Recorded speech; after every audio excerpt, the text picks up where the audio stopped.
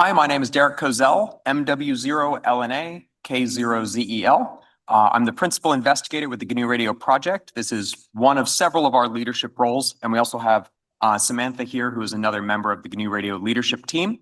And I'm going to give a very quick overview. This is a slide deck that I gave as an invited talk to the IARU Region 2. That took half an hour, and we'll be attempting to do it in 5 minutes. So please overclock yourselves.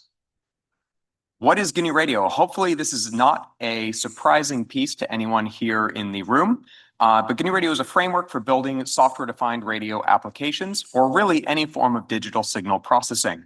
It's been around since 2001 and remains under active community development as a free and open source project. There are no fully paid staff members, etc.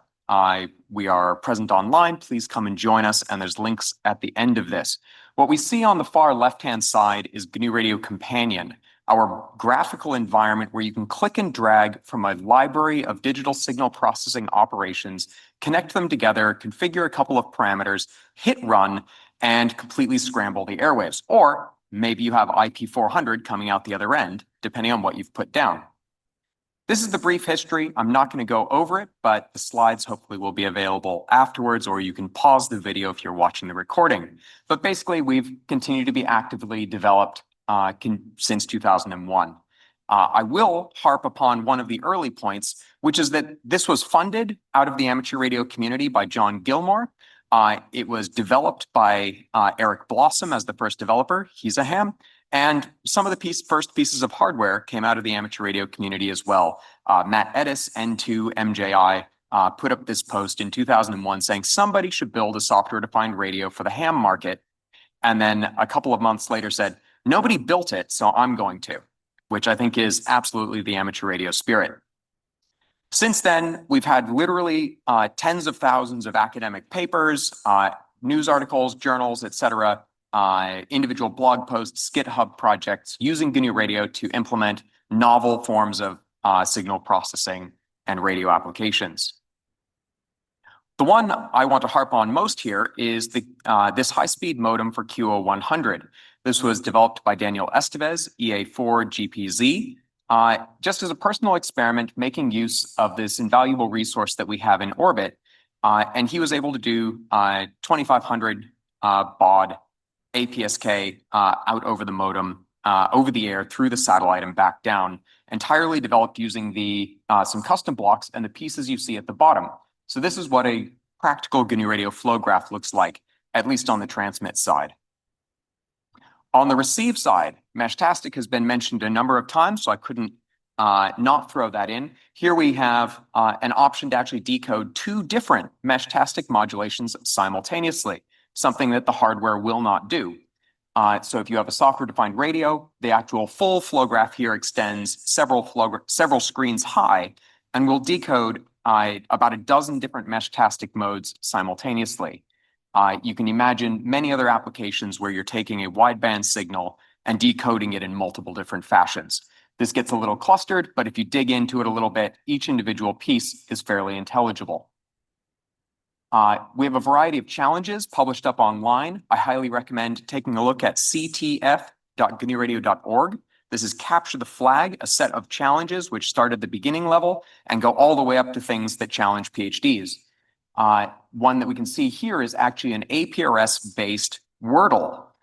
So it's using OFDM carriers to draw on a spectrogram, and then you'd have to send an APRS packet back with your Wordle guess. And after a couple of these, you'd see it fill in.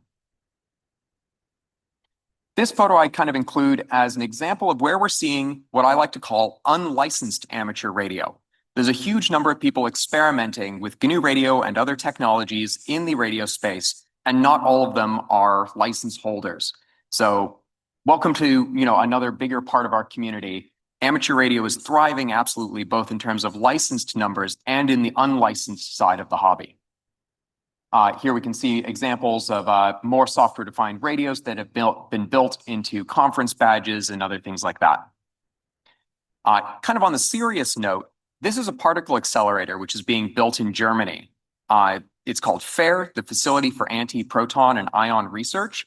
funded by the German government and European nations as a whole. And they're using GNU radio to actually control their particle accelerator and the beam within it. RF understanding and skills are essential for the next generation of the workforce. We see domestically here in the United States, Spectrum X and the FCC and National Science Foundation have highlighted that there's a critical gap in our current education flow. We're not producing enough radio engineers, and the skills that they need are advanced signal processing, RF engineering, analog design, et cetera. So it's great to see GNU radio getting used in this, and they're pushing quite heavily and funding GNU radio to develop next generation technologies. Yes. This is a photo of a hackfest that we've run with ARDC support at the Allen Telescope Array in Northern California. This is a set of 42 6-meter satellite dishes used for radio astronomy. GNU Radio has a server located there. We have access to software-defined radios plumbed into these, and we have the ability to point these dishes wherever we want in the sky. Please join us and do experimental things with this. This is a community resource facilitated and managed through the GNU Radio project. You need a small amount of onboarding and training, but seriously, reach out. We have this as a resource. I'd like to point out and challenge everybody I think there's a missing tool here. There's no real great transmitter available for under $100.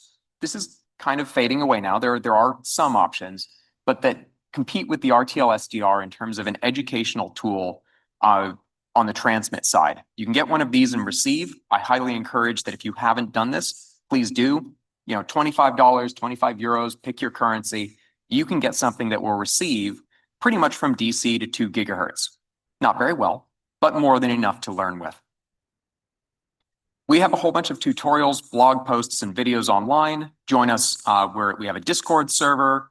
We have a mailing list that is a little quieter these days. People have moved on to the chats, but we're around.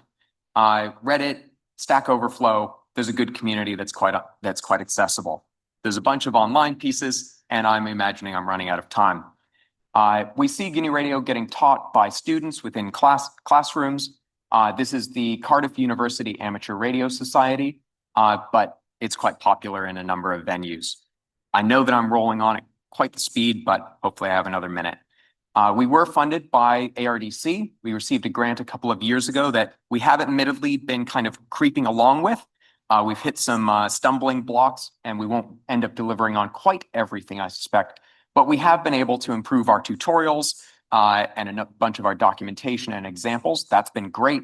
The software maintenance and support has improved. You will find less bugs and a better user interface. And installation remains a little bit rocky, but we're getting close to that. This is just a variety of the people who are using GNU Radio commercially. Apple uses it for its E911 system. That entire receiving system is GNU Radio. SpaceX used it commercially, et cetera, et cetera. This is a very serious toolkit, which you can download for free. Please do. In terms of getting involved, join our chat, join the mailing list, check out the tutorials, and file issues. When you hit a problem, please tell us. I cannot promise that we will fix it, but I can promise that we will not fix it if you don't tell us about it. We have a variety of teams. This is entirely volunteer driven, but if you have questions, please feel free to reach out. If you feel like volunteering, please reach out twice. Key information, again, this is more for the slides, but you can find more details about some of the things that I've mentioned here. There is an entire online curriculum from Harvey Mudd. Professor Jason Galuccio published this. This is the one I recommend if you want to get into digital communications signal processing. It's a set of YouTube videos and accompanying examples. Very good. This is me. Thank you very much for giving me the time. It's been great being here, and hopefully you caught some of the GNU Radio examples out in the booth area. Send me messages. I'm afraid I have to run to SeaTac now, as we have the Australian GNU Radio Days happening next week, and my flight leaves this evening. So thank you very much to Tina and Steve for organizing this and having us. Thank you. Thank you so much, Derek. I echo everything Derek said. The energy level of the GNU Radio community is just amazing, and it's a rabbit hole that will go as deep as you possibly can keep up with. So thank you.